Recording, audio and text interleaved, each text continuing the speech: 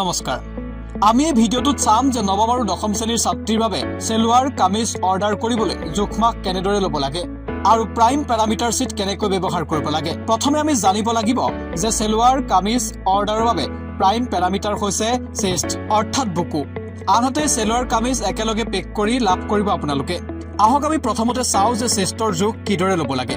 ফিটাডাল বা টেপটো আপুনি বুকুৰ চাৰিওফালে এইদৰে ধৰক। ইয়াত চেষ্ট মেজাৰমেণ্টটোৱে দেখুৱাইছে যে ছাত্ৰীগৰাকীৰ জোখ 33।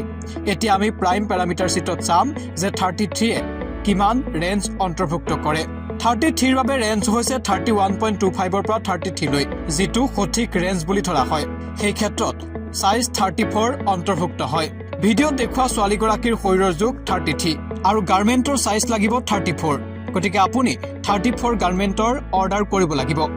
আৰু আপোনালোকে দেখিবলৈ পাইছে যে ছোৱালীগৰাকীয়ে পৰিধান কৰা সেলুৱাৰটো 34 সাইজৰ আৰু গাৰ্মেণ্টটো একেই হয়। যদি ভিডিঅ'টোত দেখুওৱা ছোৱালীগৰাকীতকৈ কোনো ছোৱালী ওখ বা চাপৰ হয় তেন্তে আপুনি দেখিবলৈ পাব যে ওখ ছোৱালীৰ বাবে তাত মাৰ্জিন থাকিব আৰু চাপৰ ছোৱালীয়ে তলৰ পৰা কাটিব পাৰিব বা ফল্ড কৰি পিন্ধিব পাৰিব। এইদৰে আপোনালোকে অৰ্ডাৰ ল'ব পাৰিব ছোৱালীৰ ক্ষেত্ৰত সেলুৱাৰ আৰু কামিজৰ।